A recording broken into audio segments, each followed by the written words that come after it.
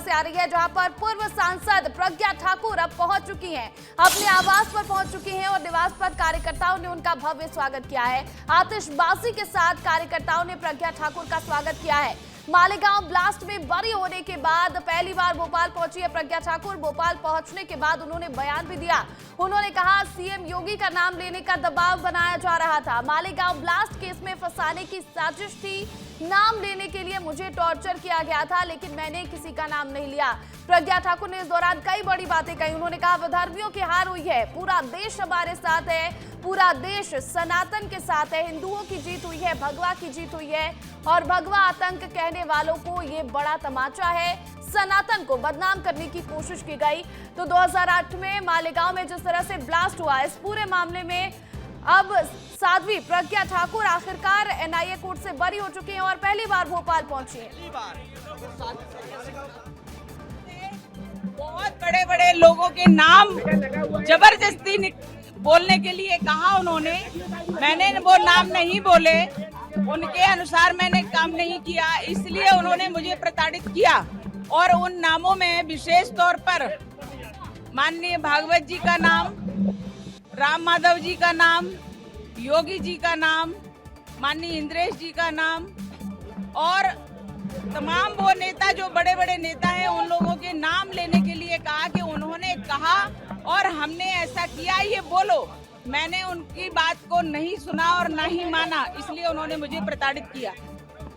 तो सुना आपने, प्रज्ञा ठाकुर सीधे तौर पर कह रही है कि कई बड़े बड़े नाम उन्हें लेने के लिए कहे गए थे, लेकिन उन्होंने नाम नहीं लिया, इसीलिए उन्हें टॉर्चर किया गया। और इस दौरान उन्होंने कांग्रेस पर भी तीखा प्रहार किया है, कांग्रेस को भी निशाने पर लिया है। आपको सुनाते हैं प्रज्ञा ठाकुर ने कांग्रेस को लेकर क्या कुछ कहा है। मुस्लिमों के लिए उन्होंने तुष्टीकरण की नीति अपनाई है। कांग्रेसियों ने अपने शासन में उन्होंने भरपूर उपयोग किया और हिंदुओं को प्रताड़ित किया। हिंदुओं को किसी भी प्रकार से जो प्रताड़ित कर सकते थे, जेल में डाल सकते थे, उनको मार सकते थे, उनके ऊपर झूठे केस लगा सकते थे, वो सब कुछ किया। और देश के तो छोड़ो, भगवा को आतंकवाद कह दिया, हिंदुत्व को आतंकवाद कह दिया। ऐसी निकृष्टता, इतने निम्न स्तर की सोच कांग्रेस रखती है और कांग्रेस ने ये कुचक्र रचा और ये देशद्रोहिता में आता है। मैंने बार बार ये कहा है, बहुत ही निकृष्ट, बहुत ही अधम व्यक्ति है परमवीर सिंह, क्योंकि उसने हर सीमा पार की है, हर कानून को तोड़ा है और कानून से बाहर जाकर के उसने मुझे प्रताड़नाएं दी हैं।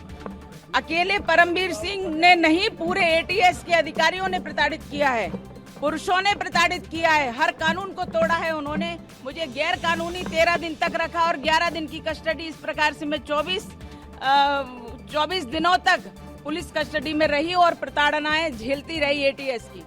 तो प्रज्ञा ठाकुर को सुना आपने, पहले तो कांग्रेसियों पर निशाना साध रही थी, उसके बाद उन्होंने कहा कि एटीएस के अधिकारियों ने भी उन्हें बहुत ज्यादा प्रताड़ित किया है। हमारे सहयोगी विवेक राणा उनके घर के बाहर मौजूद हैं, सीधा उनका रुख करूंगी। विवेक, आप पहले तो तस्वीरें दिखा दीजिए, मुझे बताइए कि किस तरह का माहौल प्रज्ञा ठाकुर के घर के बाहर।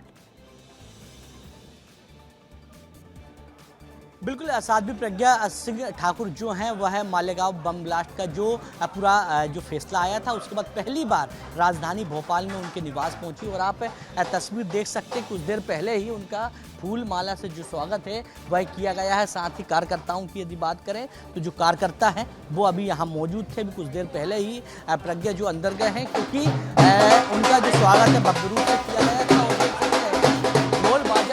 का जो स्वागत है वह किया गया था। साथ ही यदि बात करें साध्वी प्रज्ञा सिंह ठाकुर की, तो उनका साफ तौर पे कहना है कि जिस प्रकार से कांग्रेस ने उनके साथ अत्याचार किया है, तमाम जो आरोप हैं उस दौरान लगाए थे, साथ ही साध्वी प्रज्ञा सिंह ठाकुर ने कई अधिकारियों के ऊपर भी आरोप लगाए। बिल्कुल बिल्कुल, और देखिए तस्वीरें आपने दिखाई, जश्न का माहौल वहां पर देखने को मिला, किस तरह से भव्य स्वागत किया गया है साध्वी प्रज्ञा ठाकुर का।